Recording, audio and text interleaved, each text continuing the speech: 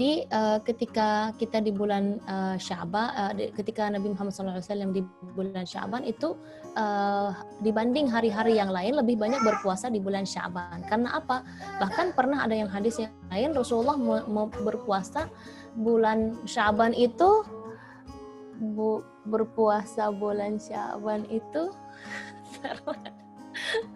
nggak apa-apa kak. Kalau nanti bisa masuk ini nih, apa namanya, kasih back sound apa gitu ya supaya menutupin. Iya kak. Ya, baik. Jadi bahkan Rasulullah SAW di bulan Sya'ban ada riwayat bahwa Rasulullah di antara bulan-bulan yang lain Rasulullah banyak berpuasa di bulan Sya'ban dibanding yang lain. Kenapa? Karena di bulan Sya'ban adalah pembukaan atau opening ya untuk bulan Ramadan. Jadi istilahnya kalau mobil itu kan nggak langsung nyalain mobil langsung jalan, itu pasti kebakar gitu ya, atau soak ya kalau mobil. Tapi kalau ini pelan-pelan perlu diangetin dulu baru kita berangkat. Nah begitu juga jiwa kita ya sebagai manusia nggak bisa langsung tiba-tiba satu hari masuk bulan Ramadan dihajar 1 juz 1 hari, sedangkan hari-hari biasa mungkin 1 halaman aja nggak nyampe ya kan, atau mungkin jarang juga buka Al-Quran. Jadi untuk membiasakan diri lebih baik kita mulai dari bulan Rajab. Makanya ada ulama mengatakan Rajab syahruz zar' ya, wa Sya'ban syahrus suqya, wa Ramadan syahruz zar', Ramadan syahr al-hasad ya. Bahwa di bulan Rajab ini adalah bulan kita nanam bibit. Di bulan Sya'ban kita menyiramkan airnya, dan ketika di bulan Ramadan kita akan dapat hasilnya atau panen. Jadi tidak bisa kita mendesak-desak. Apalagi misalnya nih kalau untuk ini akhwat-akhwat yang belum qadha atau hitung nih qadhanya berapa. Nanti sebelum bulan Ramadan tiba itu sudah selesai masa puasa qadhanya. Nanti menjadi penyemangat lagi untuk ketika kita bulan Ramadan. Jadi intinya adalah mempersiapkan terlebih dahulu sebelum bulan Ramadan. Yang kedua, ketika di bulan Ramadan itu kita mengkhususkan waktu untuk membaca Al-Quran atau tadarus Al-Quran. Kenapa? Karena kita tahu bahwa di bulan Ramadan ini syahrul Ramadan alladzi unzila fihi Al-Quran, bahwa di bulan Ramadan ini adalah Allah Subhanahu wa taala telah menurunkan Al-Quran khususnya di malam Lailatul Qadar.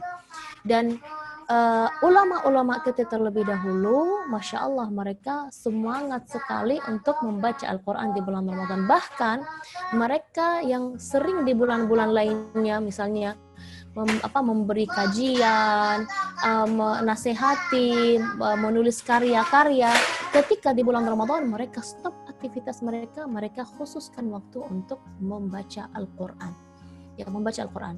Jadi ada ulama yang dimana mereka dalam 1 bulan 1 juz, 1 per hari, ada juga yang 2 juz per hari, khatam, berarti dalam khatam di bulan Ramadan 2 kali, ada yang khatam di bulan Ramadan 3 kali, ada yang khatam di bulan Ramadan 10 kali, berarti setiap 3 hari khatam 10 kali, ada yang setiap hari khatam, ada bahkan ada yang 1 hari khatam 2 kali. Masya Allah, tabarakallah. Coba kita, semangat kita di mana, level yang mana semangat kita. Nah, jadi kita harus semangat ya. Apalagi di bulan Ramadan kesempatan yang luar biasa, setan sudah terbelenggu ya, tidak ada godaan lagi. Mungkin kalau ada godaan, itu berarti godaan dari kita sendiri, dari setan. Jangan ini setan, dan padahal dari diri sendiri malas-malesan ya gitu ya. Jadi di bulan Ramadan adalah kesempatan buat kita berbuat banyak buat amal kebaikan. Nah, jadi bagaimana nih? Ya udah, kalau gitu kita ambil minimalnya saja. Minimal kita 1 hari 1 juz ya. Nah, sebelum masuk ke Ramadan kita kasih target, kita kasih reward gitu ya. Nah, nanti kalau aku sudah selesai 30 juz tadarus dalam bulan Ramadan, nanti misalnya aku akan beli apa gitu, sesuatu yang kita tidak bisa dapat di hari-hari yang lain. Nah, misalnya tas baru misalnya, atau beli apa gitu ya, sesuatu yang menurut kita tuh di hari-hari yang lain, bukan beli jajanan ntar gampang sih, nanti aku beli sekarang nanti nggak mempan, nanti nggak lanjut. Jadi kita kasih kepada diri kita reward yang dimana tidak di hari lain tidak ada. Terus yang kedua adalah kita membenarkan niat ya, membenarkan niat. Kenapa sih kita membaca Al-Quran di bulan Ramadan? Kita pengen dapat keberkahannya, pengen dapat manfaatnya, fadilahnya dan lain sebagainya. Yang ketiga adalah kita mengatur waktu dengan baik. Nah, di bulan Ramadan, kan beda kalau untuk waktu belajar ataupun waktu kerja mungkin agak sedikit berbeda ketika di bulan Ramadan.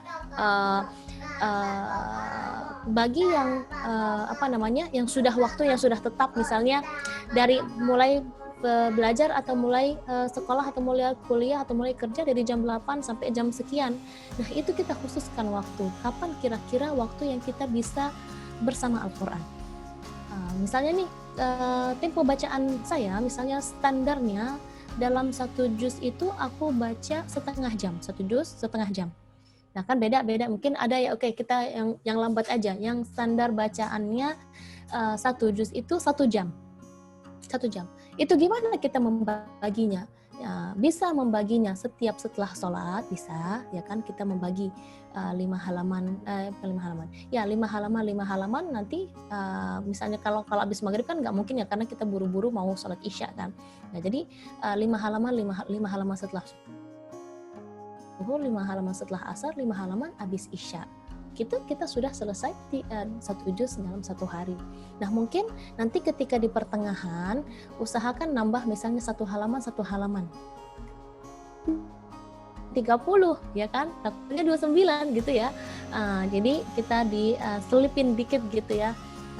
Kalau bulannya 29 harinya 29, maka kita sudah insya Allah tidak nyampe akhir bulan kita sudah 29, pas kita sudah 30. Jangan tanggung ya, kan harinya kan 29 mau kan, jadi 30-nya nanti pas lebaran hari raya ya gitu.